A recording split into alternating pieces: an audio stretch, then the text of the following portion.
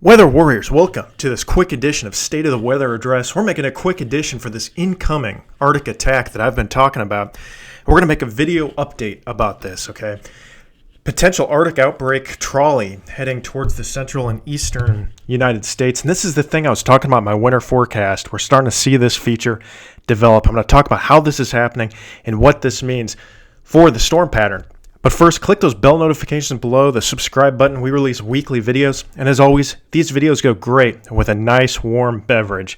Okay, your daily cup of buoyancy, atmospheric buoyancy. So these go good with some warm beverages. And comment below if you have any questions or concerns. So let's get right into my forecast here.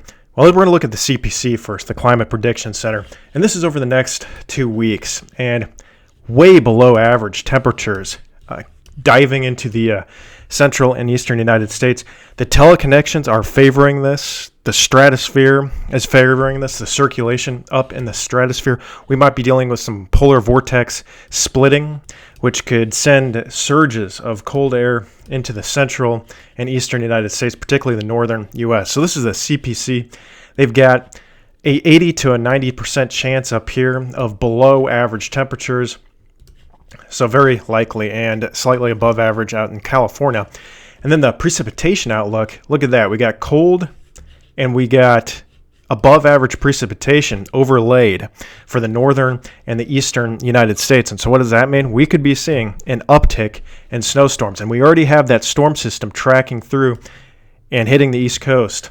Could we see more? That's what we're going to talk about later in this episode. And so we got also drier conditions out here, and you got that ridging. So that ridging, the jet stream's too far north, and so you're not going to get your storm systems out in this area as much as this map starts to look like a spaghetti here. So anyway, let's get on to the next one here. This is my forecast now.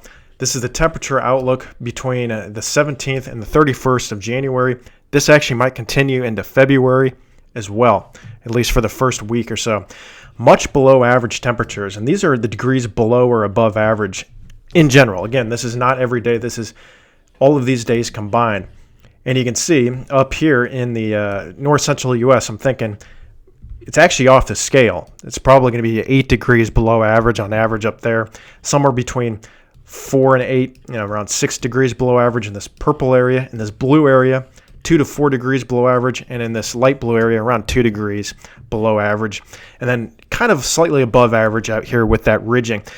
There's going to be some cold plunges that make it out here that will kind of keep it from being way above average, but there's going to be periods where it's actually very warm out here, especially as we get towards late January. Very warm out in the California and maybe Oregon and Washington as well. So that's my general forecast.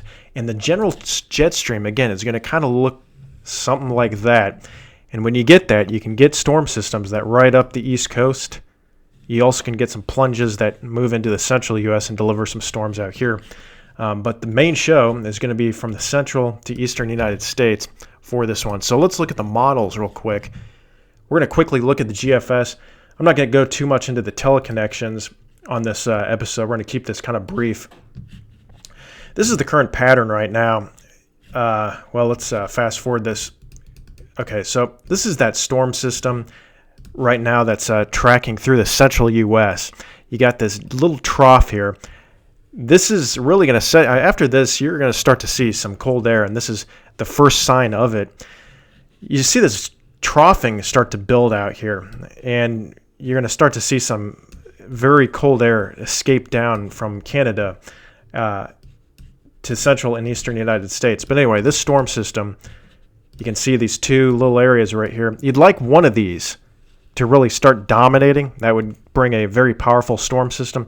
But either way, we got two little troughs. So there's going to be kind of an elongated winter storm out for the East Coast, kind of a widespread band of snow when you get this look. But nonetheless, it's going to stack up, long duration, several inches for the eastern United States. And you can see they kind of phase together there.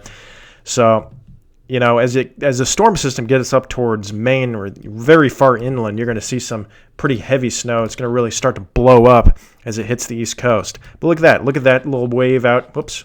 out into the western U.S. This is why I've kept this area slightly below average. You're going to have a couple of waves that move into the western United States. Another smaller, medium-sized snowstorm moving through the plains around the 22nd, 23rd. But again, really not terribly strong. The strongest pressure, or the strongest low, is up there.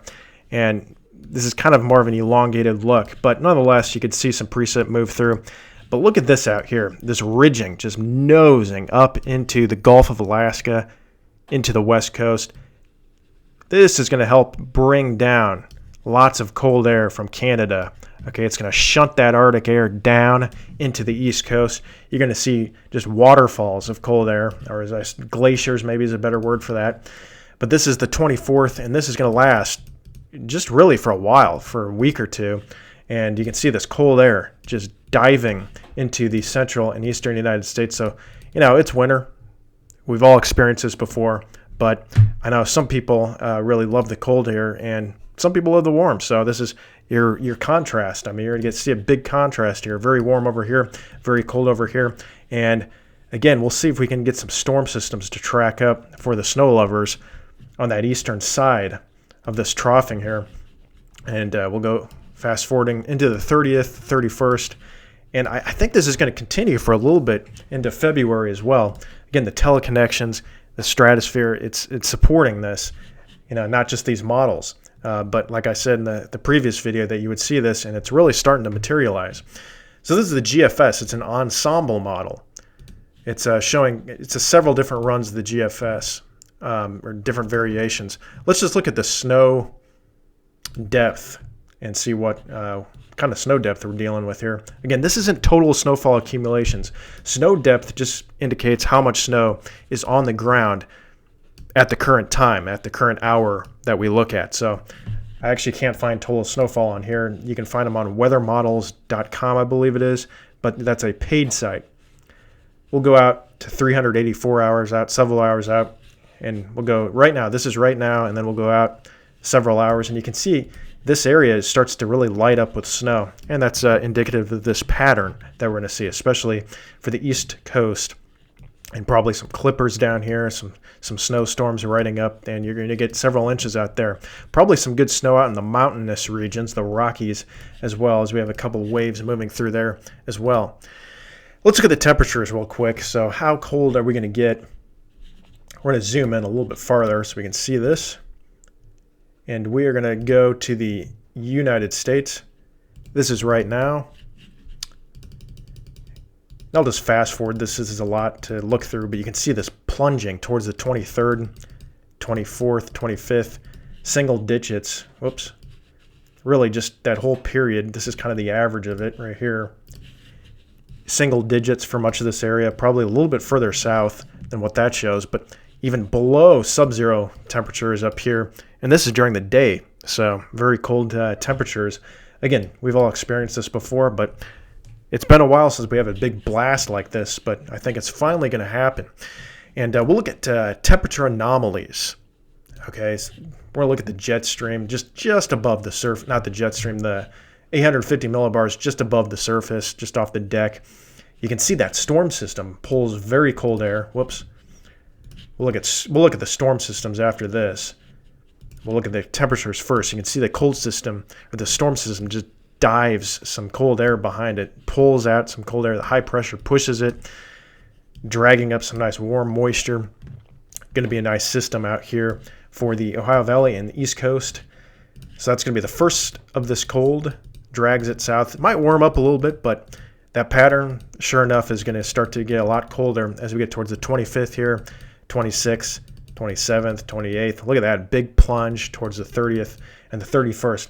Been very consistent at seeing cold plunges here around between the 26th and early February. And we're also looking at the EPS, the European computer model, also showing this as well. And in some cases, it was pretty aggressive with that cold. So let's look at one more thing. We're going to look at the storm systems real quick, just for fun here. Again, this is pretty far out. I don't like to look at too much specifics with this stuff, but we'll track this out and we'll see if we can get some storm systems to line up with those troughs. Here's that first one we look at, and this is moving into the East Coast several inches with that system. But we'll look past the 21st, okay? So there's that second wave I was talking about. Again, it kind of has a flat appearance, cold front here, maybe some snow behind the cold front, but that's going to drag some very cold air behind it. The main show with this thing is the cold air that gets dragged behind it. It's going to really set the stage for these outbreaks. That moves through, could give parts of Illinois, Wisconsin, and Michigan some decent snows around the 23rd, 22nd, and some wraparound snow in the Northeast with probably some thunderstorms and maybe some sleet and mixed precipitation for the mid-Atlantic and southeast regions. Meanwhile, just high pressure hanging out here in the central and eastern United States. This is typical of this pattern. And you're going to see warm and dry air build out into the west coast. Some clippers that'll move through towards the 25th and 26th. So you're going to see probably several clippers. But look at this. There's a storm that moves through the Atlantic here. It's a little bit too far off the coast. You get kind of some clippers to move through. Again, if you want to get a nice low pressure system that moves up the Gulf and Atlantic, and a nice clipper that moves through here, those can merge and you can get a nice nor'easter. Timing is a little off here. It just the setup isn't quite right, but nonetheless, you can see some snow, some clippers out in the Ohio Valley and the Northeast as well as we get towards the 25th and beyond. And this is the 26th, 28th, 29th. So just several waves. You look at this. I mean, several shots of cold air and several clippers that move through the region. So even if we don't get a giant snowstorm after this first one, you're going to see several shots of snow and probably some lake effect snow if you live along the lakes as well, and probably some nice snow out in the central U.S. as well. So overall, I think you're going to see above average snow for this region right here, kind of in this area overall, with several clippers moving through and cold conditions as well. So that's going to wrap up this edition of State of the Weather Address. Again, like this video if you liked it. Comment below, subscribe, hit those bell notifications. We release weekly forecast breakdowns, forecasting tutorials, and weather time lapses and storm chasing videos, stuff like that. So hope you enjoyed today's video, and we'll see you soon.